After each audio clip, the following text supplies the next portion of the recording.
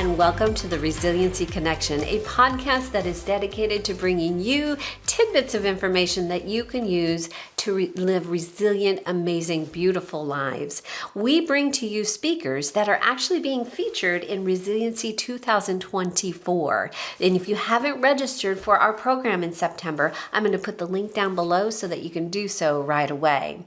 Today's program is actually focused on an incredible gentleman. We are focused on a former paramedic. He is an improvement guide for something called First Watch, and he leads a program called Resiliency First, a neuroscience-based resiliency training program. We have Mike Taigman with us. Now, Mike, I have a question for you. First and foremost, my first question is, you deal with healthcare organizations all around the world. What has that actually taught you about resiliency? You know, I think the thing that I've learned is that people can go through some of the most horrific stuff imaginable and come out, emotionally and psychologically okay on the other side of it. I've, been in Israel. I've been in Palestine during times of conflict and some of the craziest places and inner cities in the U.S. and Canada, and some in Australia, and have just been with and around people as they've gone through stuff that most people in the world only see on the news, and have them be able to be whole and healthy and happy and functioning and thriving in the world on the other side, even though that there are some people that certainly end up with emotional and psychological injuries. There are a lot of people who go through really tough stuff and not only do okay, but do better than okay. You know what? I love what you just said. Absolutely. And you know what? It's curious because it's a subject that I cover in some of my writing, is you can actually take two people, can't you? And give them the same adverse situation. And one person will use that to spiral down. It will defeat them, basically. The other person, on the other hand, will use that to skyrocket to the heavens. They will use it as the wind beneath their wings to do something extraordinarily beautiful. So in your opinion, what is the difference between the two people?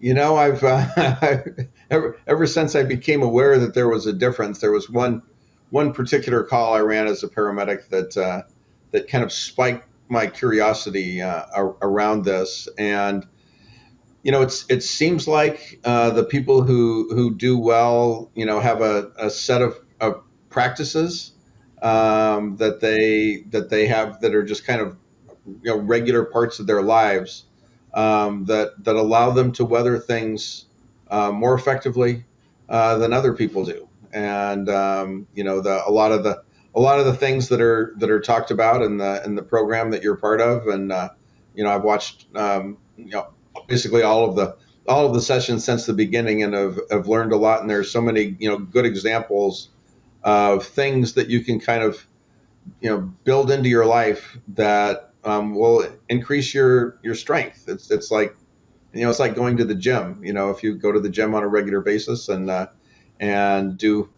things that increase your cardiovascular health and fitness, and things that increase your flexibility and your muscle strength. If you need to help somebody back into a wheelchair after they've fallen on the sidewalk, you've got the strength to be able to do that. Or if you never go to the gym and don't do any of that kind of stuff, you kind of don't have that strength. Fascinating. And you know what? While you're talking, I am thinking about resiliency. This year is 2024, last year 2023, and there is always examples of people on the program that are living incredible, resilient lives. And that actually leads to my next question. Is there, in your experience, your travels, any examples of resilient people that you have encountered that you can share with us? That's a great question. I think back, I'll walk you through the call I ran as a paramedic. This is in 1980. So I'm old. I've been around for a long time.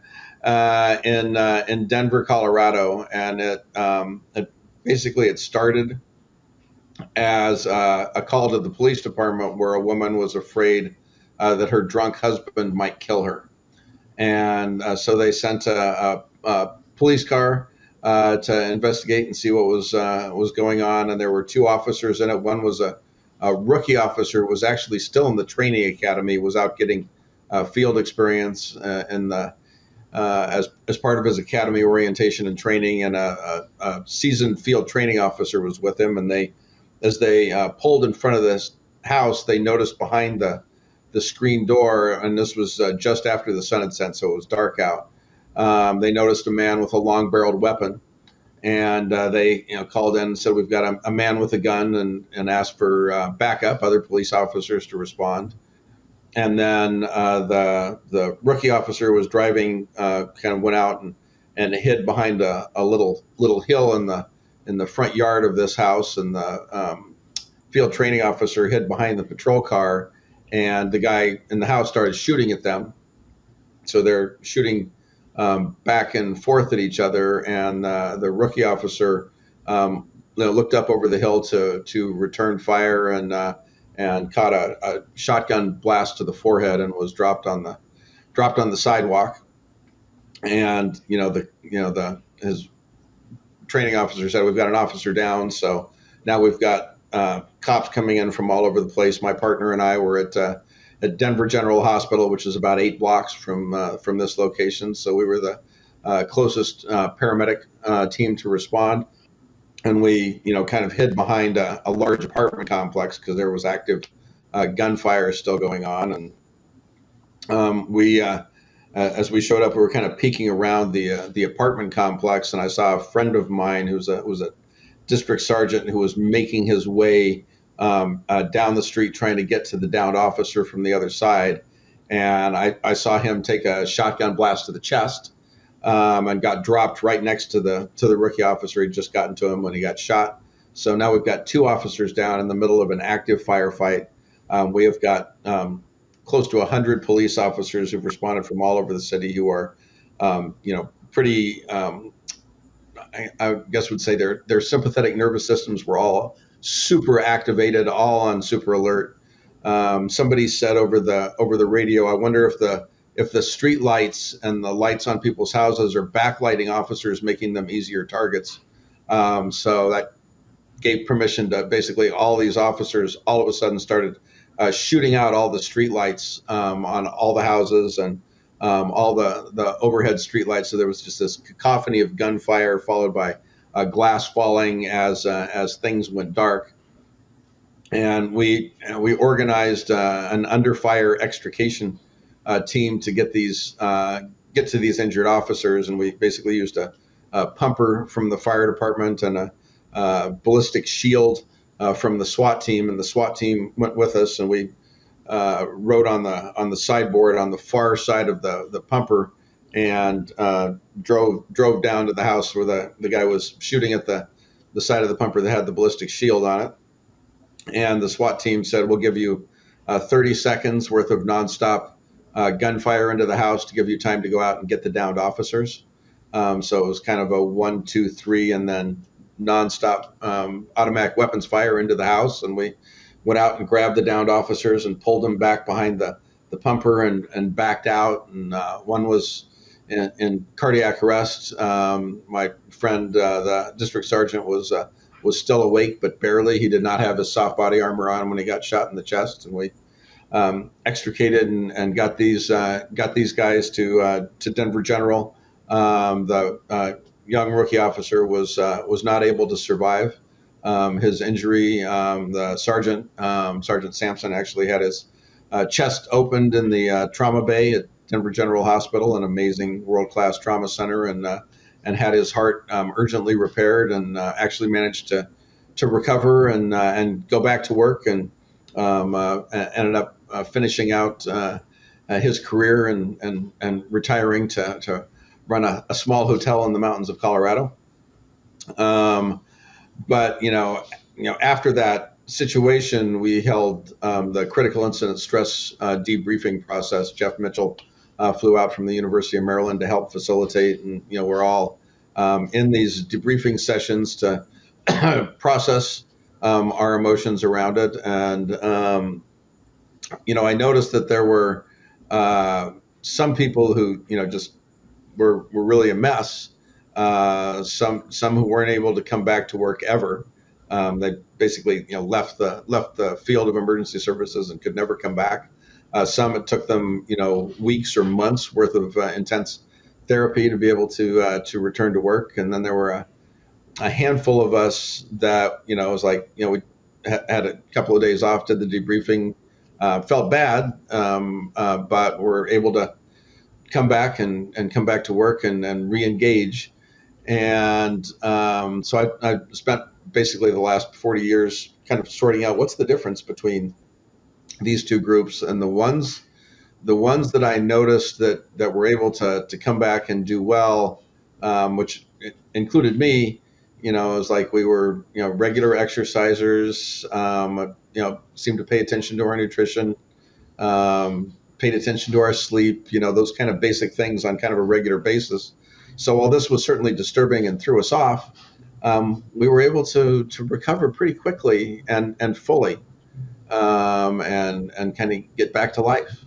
Fascinating example. Thank you so much for sharing that. It actually, it gives me chills, and I'm sure it does for a lot of viewers out there as well. And I can only imagine, Mike, that with all of the people, patients, for example, that you have encountered who have exhibited resiliency, and then the professionals, the first responders, and the people that you encounter on a daily basis, what has their resilient actions taught you about yourself? Have you learned anything from them? Absolutely. I've been very fortunate to have all kinds of role models, and nurses and physicians, and housekeeping, environmental services people at hospitals, and paramedics and EMTs, and police officers, firefighters, that I've been able to work with over the course of decades, that have really inspired me, on how to kind of think through and how do you process this stuff in your life and world. And after situations and circumstances like this, you have a lot of conversations. And I remember when I was in Israel, and after attacks would happen, the paramedics would all come together, and people would bring food. Their families would bring food, or they would bring food, or they had friends that had delicatessens or whatever. There was always food involved, and they said, we just make sure that nobody's alone, that everybody's got somebody to talk to, and they're quite frankly not very big on having the psychologist come in and process stuff. They've over the years not found that to be as helpful, but that sense of community, of we're going to get through this together, and for some people their religious faith supports them in that process, but that level of community and taking care of each other, the people who seemed most resilient, not only were good about taking care of themselves, but they really seemed to extend that empathy and compassion and compassionate action to other folks, and make sure other people were doing all right and taken care of, and if they weren't, supporting them in whatever way they could. And there's something about coming outside yourself a little bit and supporting others, that I think is a sign of resilience and helps build your resilience. And I think the program that we're involved in right here, right now, is doing that. This conversation and the questions you're asking me feel like they're nurturing my resilience, just in the few minutes we're together at this moment. Well, thank you. Yes. Yes. And you know what? The theme of this year's Resiliency 2024 is the the positive power of connections in our life. So let me ask you, I mean, connections are really an important thing in our lives in order to develop hope and healing and resiliency, don't you think? Oh, it is. It's absolutely true, and there's actually good clinical evidence that the opposite of connection, which would be loneliness, right? Right. Where you really don't feel connected to anyone else, has objective, measurable negative health consequences to it. And it certainly has negative emotional and psychological consequences, but it also has, negative consequences to your cardiovascular health and your likelihood of acquiring a cancer or something like that in the world. And the Surgeon General Vivek Murthy's book Together does a really nice job of kind of laying out the science behind that connection and that need to be with other people and not feel alone, feel like you belong or are part of something or connected. It's huge, and it's one of the certainly the most essential parts of my life. I have a 12-year-old son, and one of the many things that he's said over the course of his life. And he first said this when he was about 6 years old, and he's continued to believe it. He says, "No matter where I go, I'm going to make a friend." And he can make friends with people in the grocery store line. We go to see a lot of live music together, and no matter whoever he's sitting next to, he'll strike up a conversation with them and kind of build a connection, which gives me comfort that my kid is manifesting and nurturing his own resilience that way. Uh, I love that. Okay, so that I'm going next time I go to the grocery store, I'm going to make a friend. No matter where I go, I'm going to make a friend. I mean, if can you imagine, Mike, the world if we all went into each day with that mentality? It's so true, and our world is politics and are you a mask wearer or not mask wearer for COVID, and there's so much like kind of media focus on the things that divide us, but the things that connect us and unite it are always so much bigger than the little bits of division. One of my grad school professors was Houston Smith, who wrote the best-selling textbook that's ever existed in the history of textbooks, called The World's Religions. And Houston did a really deep dive. He was grown up with as the son of Methodist missionaries in China. So he got exposed to Confucianism and Taoism while he was there, and then he came back to the United States and saw a whirling dervish thing and got interested in Islam and learned Arabic so that he could read the Quran in its original language. And then he did that for like 5 or 6 years, and then moved to Japan and became ordained as a Zen Buddhist monk. And he's done this with Judaism and Catholicism and traditional Native American religious practices. So he's done all these deep dives in all these religions. And I was having lunch with him at one of our grad school retreats, and he was 92 at the time. And I said, "So Houston, all these different religions you've been exposed to," I said, "Which one are you?" And he laughed, and he wouldn't answer the question. And he said, "If you line all of these different belief systems up next to each other," he said, 90% of what they say is all the same. And the differences are all these little bitty 10% things. And he said, "I choose to focus on the 90% of the things that are shared." And I think with people in our world, that 90% exists. And even somebody who you vehemently disagree with from a political perspective or religious or whatever thing it shows up to make you see yourself as different from somebody else. If you remember that there's 90% of that stuff that we share, you can find a way to make a connection with, I believe, anybody. So, Mike, you are the former, correct me if I'm wrong, you are the former lead of a program called Resilient First. I do lead there. I do have a partner that has kind of taken over a little bit more of the lead at this point. Okay. Kevin is more the lead, but it certainly is an area that continues to fascinate me, and I continue to study and go to workshops and learn about. So, in developing and running and observing within this program, how has that led to a more resilient Mike? Oh, absolutely, absolutely. So the colleagues we work with, which is a company called Hello Driven, who I believe that Yuri, the president and founder of, will be part of our faculty for this global resiliency adventure yet again this year. He's one of the most brilliant psychological science based neuroscience folks that I've ever run across, and he basically spends his life researching and innovating in the area of resilience and what things work to build people's resilience and what things don't.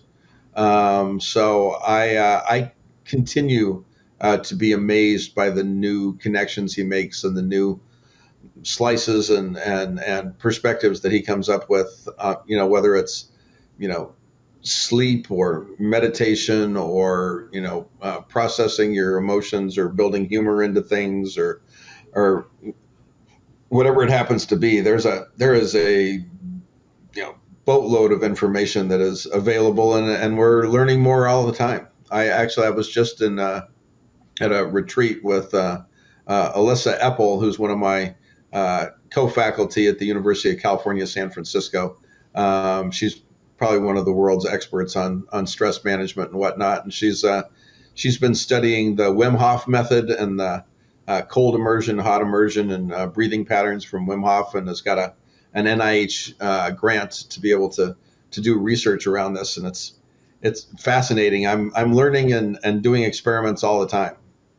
Sadly, we're running out of time, but I do have one more question for you. Is there Okay. any tips that you would leave our viewers with to help them live amazing, resilient, and happy lives? What would those tips be? you know it's easy to go to a program like this one, and the big program we'll have with all of the speakers, and you'll get introduced to dozens if not hundreds of things that you can do to build your resilience. And one of the things that I believe from a neuroscience perspective is that there's explicit memory and implicit memory. So do you remember learning how to drive? Yes, I do. Who taught you to drive? My father. Your dad? Do you remember what kind of car it was? It was a Toyota Tercel. Toyota Tercel. Okay. So in order for you to be able to access that memory, you tap into the hippocampus in your brain, which is where long-term memory is stored. You pull that up, and that's something that you actively think of. But have you driven a motor vehicle in the last couple of weeks? I have. You have. It's memory that allows you to drive, right? Uh, Yes, it is, right? But when you got in your car, did you think, now which pedal makes it go and which one makes it stop before you start absolutely not. Nope, you just do. and do it automatically? Are you a turn signal user? I am. That's great, because not everybody in California is where I am. So I'm We're Florida, where I am. so you don't think when you're in your car, do I push it down for the left turn signal or up to, how do I, you just do it automatically. And that's implicit memory, and that lives, just at the back of the prefrontal lobes of your neocortex and your anterior cingulate cortex, and it's automatic. And for the stress management resilience building tools to be effective, they need to be built in as that automatic implicit memory. So it needs to be something that is overlearned to the point where it is just habit and automatic for you. So my advice to people is pick one, maybe two of the many things that you'll learn that can help, whether it's wiggling your toes or a breathing pattern or meditation or whatever thing feels like it could work for you. Just pick one and just do it every day and really overlearn it until it becomes as automatic for you as tying your shoes or driving your car, because then it'll be there for you in whatever circumstance life throws at you where you might need it. Ah, And then you can add more later on, but if you just pick one and overlearn one, you'll be way ahead of a whole lot of people on the planet. Great words of advice, Mike, and words of advice that I am going to start today. And so on behalf of the entire resiliency team headed by Joy Miller, I would like to thank you. Thank you for joining us today. And thank you so much for inviting me to continue to hang out with the cool kids here. I appreciate you. You are a cool kid for sure. Thank you for joining us. Thank you. And thank you all for joining us today. This has been another episode of the Resiliency Connection. I am Shelley Plum, and don't forget to register for Resiliency 2024. Again, the link is down below. Mike, if you've enjoyed this conversation, is going to be an esteemed speaker at Resiliency 2024, and you can see why after today that we cannot welcome him enough. So until next time, this is Shelley Plum. We will see you on the next episode of the Resiliency Connection.